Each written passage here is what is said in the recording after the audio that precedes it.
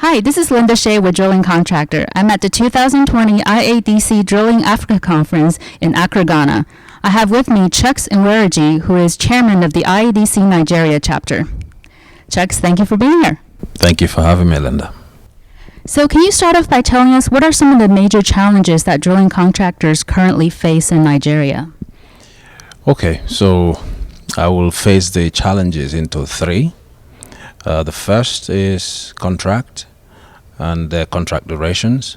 The second is the cost structure.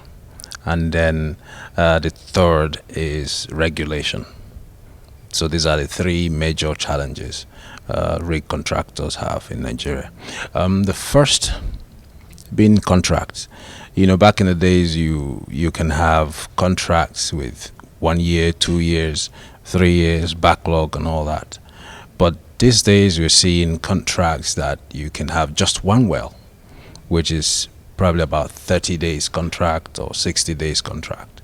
So that is really, really challenging for planning and also making profit for the drilling contractors. Because to work these contracts, you need the right people, you need the right training, you need to also have the cost to run it. So it's pretty difficult when your revenue is not that much, but you have to perform optimally. Then the second point, which is the cost structure. You know, in running a rig, there are so many cost elements: the people, the equipment, and the logistics. And the terrain that we have in Nigeria is a peculiar terrain where you have to provide your own security. In one of the sessions, we talked about security. So you provide your own security. That is a huge cost in itself.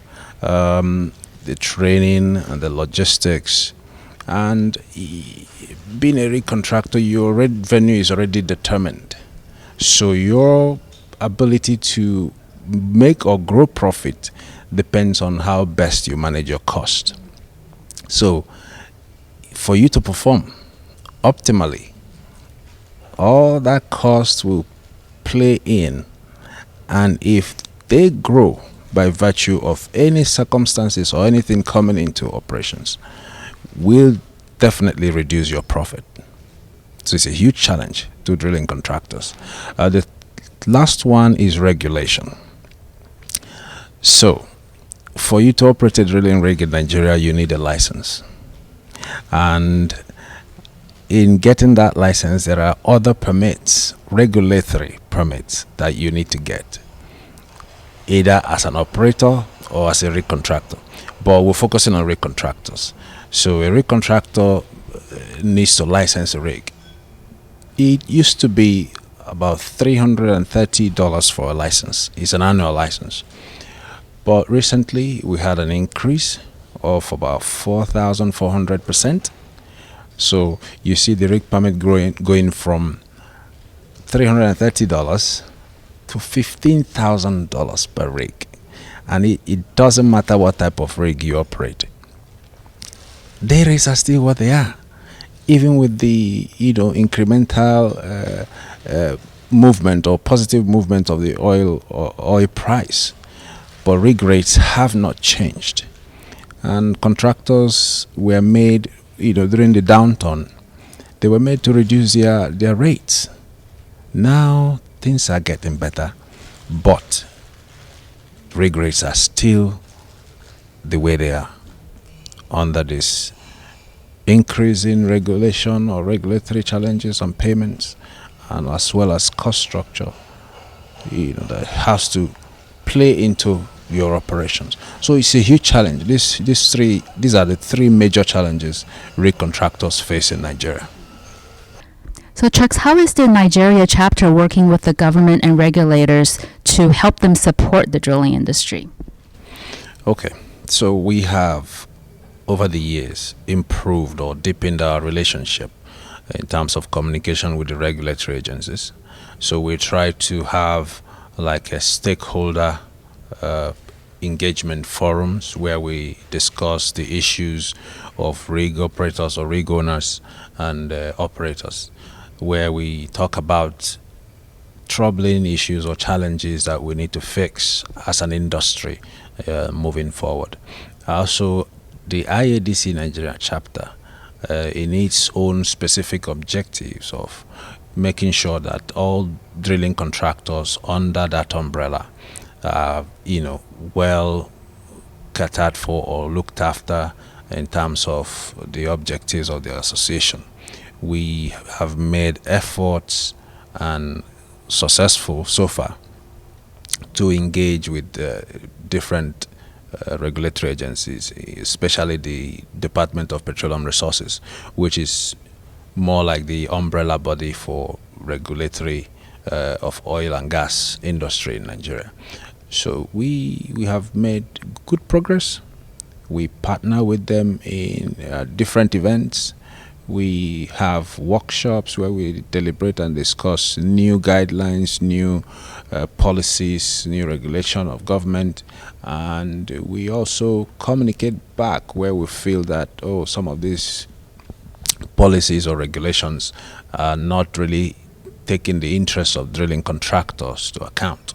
So, and we've seen in recent times where such feedbacks or communication has yielded fruit, and then helping them to review the process and as well as whatever payments that are applied to it. So we've made quite a good progress, and today, as you can see in this event, we have about 6 or so of the members from the Department of Petroleum Resources who attended the event to also listen to what drilling contractors have to say in a conference like this, where different issues and topics are discussed and all geared towards charting the course for way forwards and how the industry can get better. Yeah, it's been a fruitful relationship so far. So how can individuals get involved with the Nigeria chapter, and what is the potential benefit for them? Okay, for Nigeria chapter membership, basically we have 2 types of membership: the associate members and the full membership. So the full members are rig owners, those who actually own and operate drilling rigs, be it land, swamp, offshore rigs. And then we have associate members who are like the services side of drilling operations. So far, the membership is growing, and with our alignment with the regulatory agencies, they now recognize that for you to really do business in the sector, you need to align with the IADC, because they are more like the benchmark or the go-to association for the drilling sector. So I think we've been able to grow our membership by 41%. It was I think about 27 members back in 2018. In 2019 to date, we have grown it to 38 members. So that's like a 41% increase. So it's been going well, and members benefit. In fact, there are many.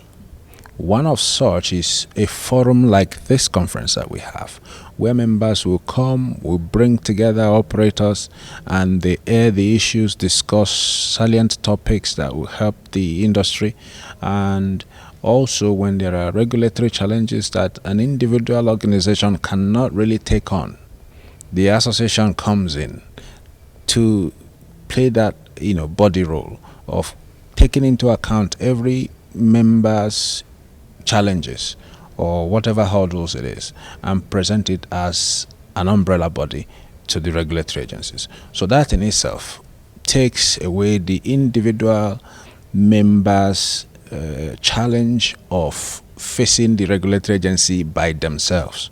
So that way you eliminate the personalization of issues, and you make it a body to represent all the drilling contractors under the association. So that in itself is one of the benefits. So we time to time organize workshops where we train and retrain, and technical sessions where topics that will help improve performance are discussed. We have the award sessions where we reward all the members who have performed well in HSE in terms of their operations, and recognize members or individual members who have also contributed to the industry. So it's a whole lot, and ideas keeps coming on how to further improve and grow the value that members derive from being part of the association. Yeah.